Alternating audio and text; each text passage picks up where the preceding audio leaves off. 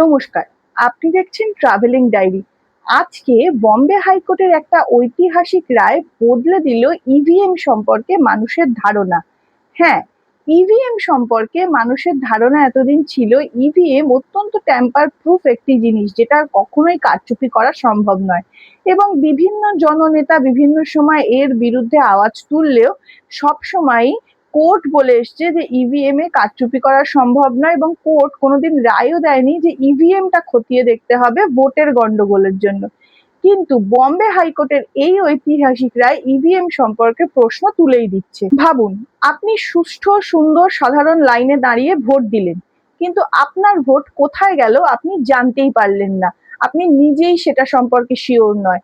আর তার কিছুদিন বাদে কোর্ট নির্দেশ দিল আপনি যে ইভিএম এ ভোট দিয়েছেন সেই ইভিএমটা এবার পরীক্ষা করা হবে। হ্যাঁ, মহারাষ্ট্রের বম্বে হাইকোর্ট এই নির্দেশ দিয়েছে, যা ভারতীয় ইতিহাসে এক নতুন অধ্যায় খুলে দিয়েছে ইভিএম এবং ভোট সম্পর্কে। আজকের ভিডিওতে জানবো আসল ঘটনাটা কি ঘটেছিল এবং কার অভিযোগেই বা এই তদন্ত শুরু হয়েছে। আর ইভিএম কি সত্যি হ্যাক করা যায়? যদি হ্যাক করা যায় তাহলে তার জন্য কি ব্যবস্থা নেওয়া হবে। পশ্চিমবঙ্গে যেমন আসন্ন 2026 বিধানসভা ভোট, এই ঘটনার সূত্রপাত 2024-এ যখন মহারাষ্ট্র বিধানসভার ভোট হয়েছিল। মহারাষ্ট্র বিধানসভার ভোটে খাস বম্বেতে তার চান্দিওয়ালি কনস্টিটিউয়েন্সি অর্থাৎ চান্দিওয়ালি বিধানসভায় ঘটেছে এই ঘটনাটা। কংগ্রেস পার্টির হয়ে লড়ছিলেন আরিফ নাসিম খান এবং দিলীপ লন্ডে লড়ছিলেন শিবসেনার হয়ে। দুজনেই অত্যন্ত যুযুধান প্রতিপক্ষ এবং দুজনেই বড় নেতা। কিন্তু গোলমালটা বাধে ভোটের রেজাল্ট বেরোনোর পর দেখা যায় আরিফ নাসিম খান অত্যন্ত কম ভোটে হেরে গেছেন। সেই জন্য তিনি তখনই মনে করেন যে এখানে কোনো গোলমাল হয়েছে এবং তিনি কমপ্লেন করেন, এবং তারপর থেকে এই তদন্ত ক্রমাগত এগোতে থাকে। তারপরে কোর্টের দ্বারস্থ হয় সবাই এবং কোর্ট শেষমেশ এই রায় দিয়েছে। তিনি বম্বে হাইকোর্টের কাছে অনেকগুলোই প্রশ্ন তোলেন। প্রথমেই তিনি বলেন যে এই ভোটের রেজাল্ট একদমই সন্তোষজনক নয় এবং ভোটের রেজাল্টে বিস্তর গন্ডগোল আছে বলে তিনি মনে করেন, যার কারণ হিসেবে তিনি দেখান যে ইভিএম এর কারচুপি হলেও হতে পারে। এবং তার আরো সঙ্গে তিনি যুক্ত করেন যে ভোটের গণনা বা ভোটের পরীক্ষা নিশ্চয়ই ঠিকঠাক হয়নি, সেই জন্য এরকম রেজাল্ট হয়েছে, যা সে যেটা ভেবেছিল তার একদমই পরিপন্থী। এরপর তিনি একটা ঐতিহাসিক কথা বলেন, যেটা ভারতবাসীর পক্ষে বিশ্বাস করা বেশ কঠিন। কারণ প্রথমেই বলেছি ইভিএম ভারতবাসীর কাছে ভোটের ব্যাপারে একটা আলটিমেট। তার কারণ হচ্ছে সবসময় মনে করা হয় ইভিএম কে কখনোই ট্যাম্পার্ড করা যায় না, ইভিএম কে কারচুপি করা যায় না, ইভিএম একটা ট্যাম্পার্ড ফ্রি যন্ত্র। কিন্তু তিনি বলেন ইভিএম গুলো পরীক্ষা করা দরকার এবং ইভিএম গুলো খুলে দেখা দরকার তার মধ্যে কি সমস্যা আছে বা না আছে। এরপরে যা হলো তা কিন্তু অত্যন্ত অবিশ্বাস্য এবং ভারতের ইতিহাসে ফার্স্ট টাইম যে ভোট হয়ে যাওয়ার পরে এই ঘটনার পুনরাবৃত্তি। কি হলো? প্রথমে কোর্ট তার মতকে সায় দিলেন এবং কোর্ট বলল হ্যাঁ, ইভিএম গুলো খুলে পরীক্ষা করা হবে। ভোট হয়ে গেছে 2024-এ।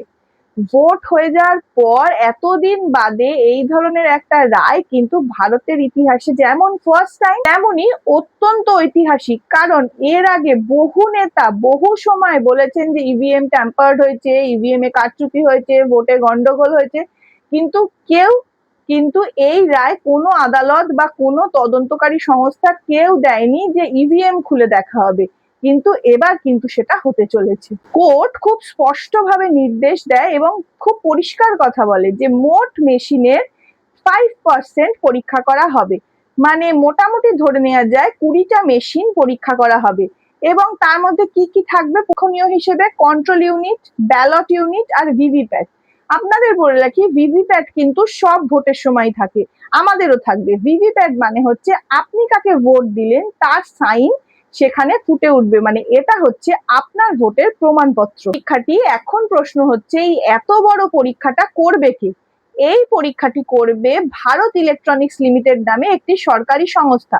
তার সঙ্গে থাকবে নির্বাচন কমিশনের প্রতিনিধি, আবেদনকারী অর্থাৎ আরিফ নাসিম খানের প্রতিনিধি এবং অবশ্যই থাকবে টেকনিক্যাল এক্সপার্টরা, সবাই মিলে যৌথভাবে এই পরীক্ষাটি সংগঠিত করবে। এবার আসি খুব গুরুত্বপূর্ণ আর আসল প্রশ্নে। ইভিএম কে সবসময় ক্লেম করা হয় যে ইভিএম একটা স্ট্যান্ড অ্যালোন মেশিন, অর্থাৎ ইভিএম এর সঙ্গে ইন্টারনেটের কোনো সংযুক্তিকরণ নেই। ইভিএম একটা স্বতন্ত্র সম্পূর্ণ আলাদা মেশিন, তাই ইভিএম কে কখনোই হ্যাক করা সম্ভব নয়। কিন্তু বিরোধীরা বলছে যে হ্যাঁ, ইভিএম এর চিপে কারচুপি করা সম্ভব, কারণ ইভিএম এর ভেতরে একটা চিপ থাকে, সেই চিপে প্রোগ্রামিং চেঞ্জ করে কারচুপি করা সম্ভব। এবং আরো বলা হচ্ছে, এর সঙ্গে আরো যুক্ত করা হচ্ছে যে ভিভিপ্যাট সব সময় 100% মিলিয়ে দেখা হয় না কাউন্টিং এর সময়, এইটাও কিন্তু একটা বড় গ্যাপ থেকে যায়।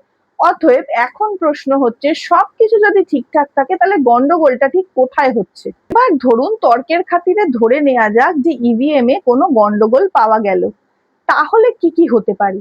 প্রাথমিকভাবে যেটা হতে পারে সেটা হচ্ছে পুনর্নির্বাচন হবে, ওই আসনে আবার দুজন প্রার্থী লড়বেন এবং তাদের আবার পুনরায় নির্বাচন হবে, এটা অত্যন্ত স্বাভাবিক ঘটনা। এছাড়া সারা দেশ জুড়ে কিন্তু প্রবল রাজনৈতিক ঝড় উঠবে, কারণ তখন সবাই ক্লেম করতে পারেন যে বিভিন্ন সময় তাদের সঙ্গেও এই ঘটনা ঘটেছে বা এরকম কিছু। আর একটা ঘটনা যেটা কিন্তু ভারতীয় ভোট পদ্ধতিকে অনেকটাই নড়িয়ে দিতে পারে, সেটা হচ্ছে মানুষের কিন্তু ইভিএম এর উপর আস্থাটা কমে যেতে পারে। কিন্তু এর একটা ভালো দিকও আছে যে এই পরীক্ষাটা হবে, এই পরীক্ষাটায় যদি কিছুই না বেরোয় তাহলে কিন্তু ইভিএম এর ওপর মানুষের আস্থা এবং বিশ্বাস দুটোই আরো শক্তিশালী আর জোরালো হবে, এবং সত্যিই ধরে নেওয়া যাবে যে ইভিএম ভোট করার জন্য আলটিমেট টুল। এখন সারা দেশের পাখির চোখ এই একটি কেসের ওপর, কারণ এই একটি কেস এত বড় ভারতীয় গণতান্ত্রিক ভোট ব্যবস্থাকে কিন্তু প্রভাবিত করতে পারে। যদি কিছু গন্ডগোল পাওয়া যায় তাহলে আরো ইভিএম এর পরীক্ষার দাবি উঠতে পারে বিভিন্ন সময়, যেটা আমি আগেই বললাম। এছাড়া নির্বাচন কমিশনের ওপর চাপ বাড়বে এবং আদালত আরো নজরদারি বাড়াতে পারে এই ভোট ব্যবস্থার ওপর। আপনার কি মনে হয়? আপনার কি মনে হয় যে ইভিএম সম্পূর্ণ সুরক্ষিত একটা টুল, নাকি আপনার মনে হয় যে গন্ডগোল থাকলেও থাকতে পারে? অবশ্যই জানাবেন।